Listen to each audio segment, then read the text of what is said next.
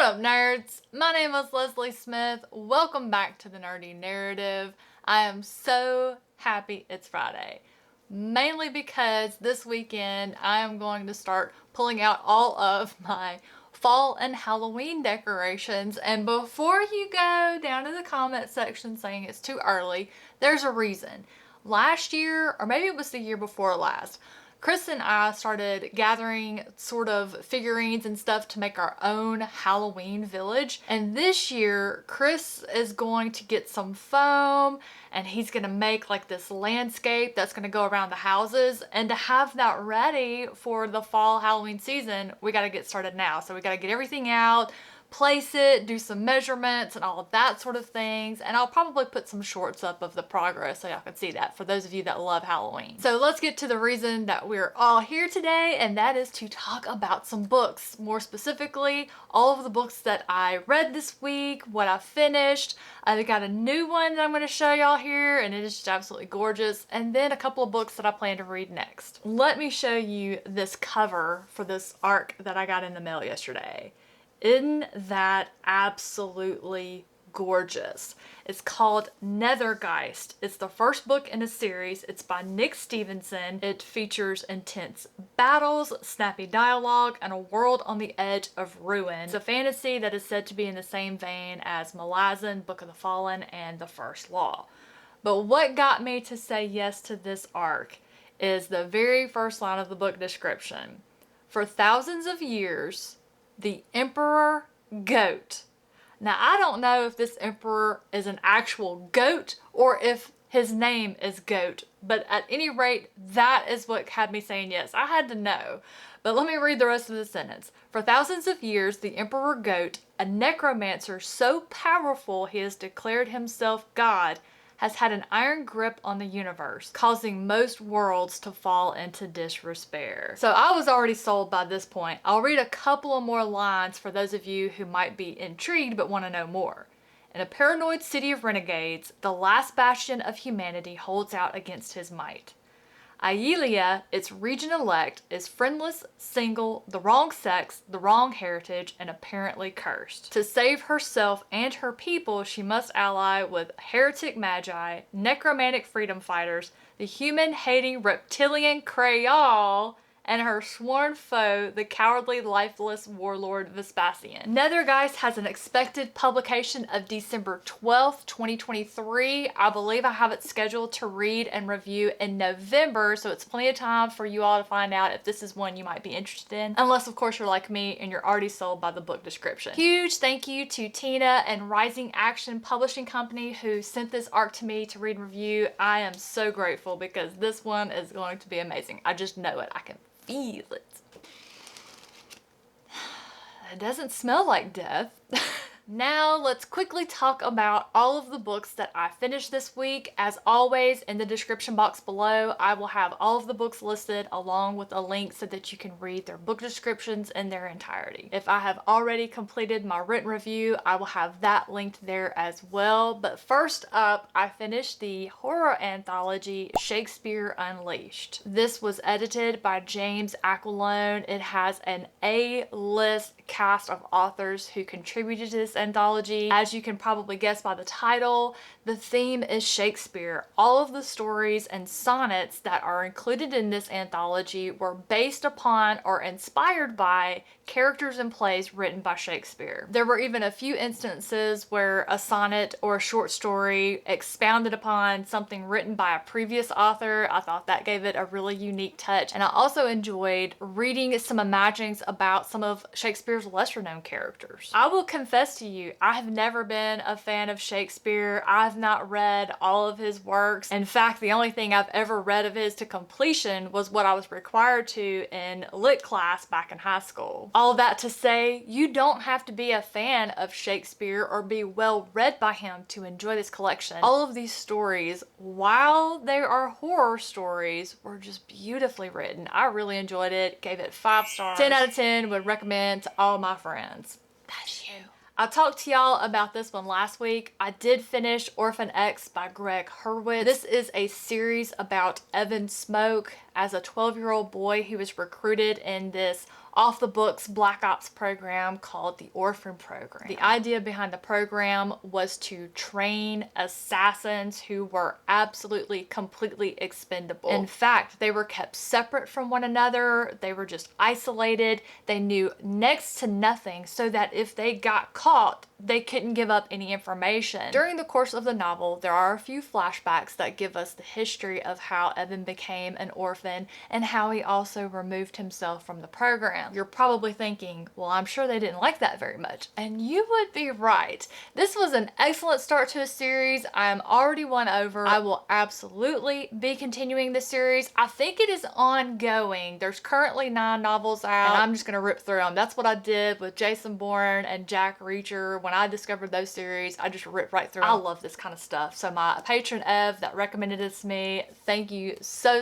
much. And for those interested, I did give this one 4 stars. And if you're wondering how I get my star rating, I use the Cawpile method. I will put a link to the blog of the creator of that method down below. So if you want to read up on it, maybe adopt it for yourself, you are absolutely welcome to. As I'm sitting here filming, I just looked down and saw a notification on my phone. I got an email from Dracula Daily. So I'm still reading through the classic Dracula slowly over time. This is my first time reading Dracula, and the timing is really funny with the emails because in July, the emails have contained the log of the captain from the ship Demeter. I had no idea when I was going to the movies recently and seeing the previews for the movie Demeter that that was actually from Dracula. So the timing was pretty cool. In fact, I saw the trailer before I got to the logs and I was not interested at all. When I went back to see Oppenheimer recently and I saw the trailer again and I was like, oh, that is from Dracula. Then I was interested. Then I picked up the audiobook and digital arc for Over London by George Penney and Tony Johnson. This novel is expected to release September 12th, 2023 from Swashbuckler Press, who was so kind enough to offer me the audiobook, which is narrated by the amazing Brendan McDonald, and a digital arc so I could immersion read. And my goodness, this book was so fun. Over London opens up with the dread pirate Purple Rain receiving a pardon from the Academic Council for services to the city. She is to become a privateer. If you don't know what that means, you're in good company. Alex and her crew didn't know either. When a priest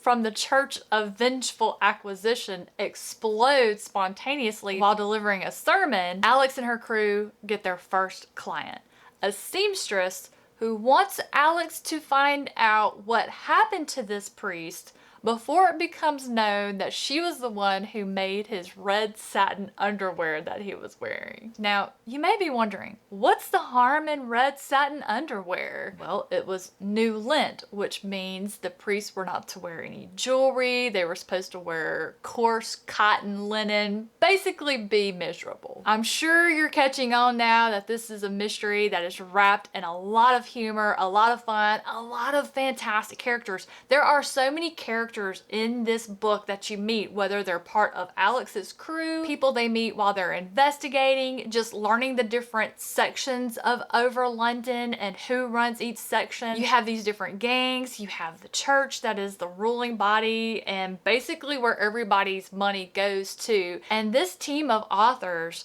is able to differentiate each of these different characters in a memorable way, so it's very easy to keep track of everybody you're meeting. And of course, if you're listening to the audiobook, Brenda gives each one a different voice. There's so much inflection and accents, and it is just absolutely fantastic. This was an easy 4-star read. If you enjoy mysteries, if you like cozy fantasy, if you like pirates, or you just need something fun that's gonna make you laugh, that you're gonna have a good time with, this is the book for you. So whether you're a fan of YA or adult fantasy, this one falls into both of those categories easily. You know, I've been telling y'all this for the last couple of weeks. I started my reread of One Piece to just get everything fresh in my mind from when the live action releases on August 31st. And it is even better the second time around. Knowing what I know about all of them at that point, going back to the beginning where I'm meeting them all again for the first time is just absolutely wonderful. Plus,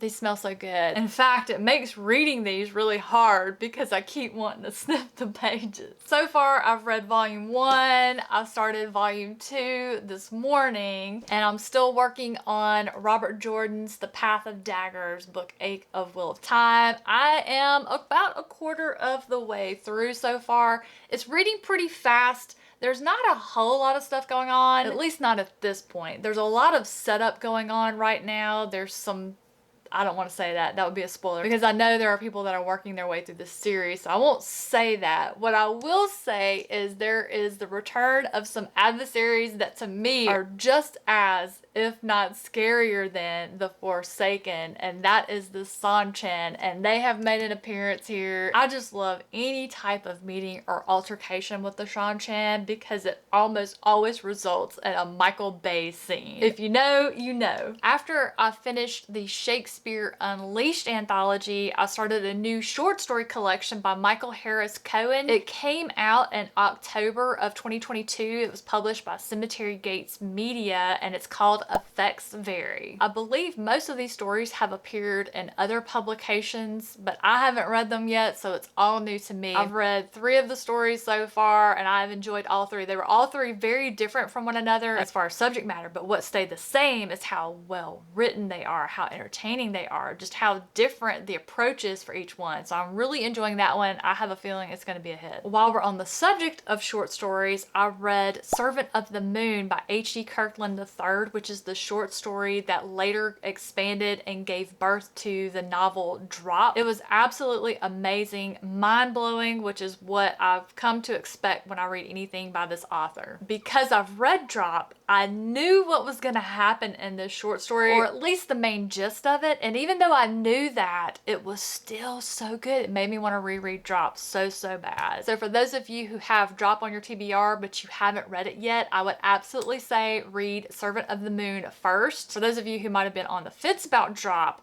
again, I would recommend reading Servant of the Moon. It's a short story, and if you read that and you love it, you will absolutely love Drop. I'll have that link down in the description below. I believe the only other thing that I am still currently reading is Nascent Witch by Melissa Bobby. It is one of my SPFBO9 reads, and I am absolutely loving it. I'm about 60% of the way through so far, and it has just been a delight. Our main character is Selah Glasser. She's approaching her 28th birthday, and all she has to show for it is a whole bunch of temp jobs. For one reason or another, she's never been able to secure a full-time job or career. Instead, she just rushes back and forth all day, going back and forth between all of these temporary jobs. I have no idea how she manages to keep track of all of these different jobs that she has on these different days. I would not be able to do it. In fact, she's rushing off to one of her temporary jobs when she almost runs over this cat who turns out to be a talking cat named Sable. Selah is understandably freaking out that this cat is talking, and he just makes matters even more interesting by going, I am your familiar, you're about to turn into a witch on your 28th birthday. Congratulations. That's how our story kicks off. It's just a really fun, fast-paced, enjoyable read. Sable and Selah have to learn to work together and be a team. Sable is trying to get Selah ready for her nascent eve, which is when they will perform certain rituals in order for her to be able to become an initiated witch and perform spells. And wouldn't you know, that is just when Mr. Right decides to make an appearance in Selah's life. I can't wait to see how it all shakes out. It's been a really fun little fantasy read. Absolutely adoring it. I assure you, I will be reading more by Melissa Bobby. I know that there is at least one other book, maybe 2 that she's written, and they are going to be in my library very soon. That takes care of everything that I finished this week, what I'm currently working on. Let's talk about what I'm going to read next. I want to break up all of this fantasy I've been reading with a little bit of science fiction, so I'm going to be reading Thanks for the Memory by James Flynn. This could be a blend of either science fiction comedy or science fiction horror. It's hard to tell from reading the book description. Meet Reed Blagden, a minor celebrity comedian who scrapes a living by telling cheap jokes in backstreet nightclubs. Apparently, there is a new social media app that allows you to upload your memories directly to the internet. And so Reed does what you would absolutely expect from a comedian and uploads something really dirty that goes viral. He then tries to take it down, and the company is not happy about it. So this could be really funny, or it could be something funny that turns deadly. Whatever it is, I'm going to find out. I'll be telling you all about it. If this sounds like something you as a reviewer might be interested in, I'm going to put the website down below for author James Flynn if you want to contact him for a copy to read in exchange for a review. Once I finish my little sci-fi breather, I'm going to go right back into fantasy. I'm going to read Lily Ann Crow's If Light Above, which is my last one to read for SPFBO, and then I have to pick a semi-finalist to give to Bookborn to read. I have had the best selection of books to read for SPFBO this year. My call pile scores are very close. I'm talking within a few points of each other. I have no idea how I'm going to make this choice. It's going to be difficult. I'm feeling anxious about it right now. Maybe I'll just pick two like Esme did and make Bookborn have all the hard choices this year. But that's going to do it for me this week. That's all the books that I got, what I read, what I plan to read next. Let me know in the comments down below what you've been reading lately. Anything good? Anything I need to get on my never-ending TBR? As always, thank you so much for being here and spending your time with me. Have a wonderful rest of your day, a great weekend, and I'll catch you in the next one.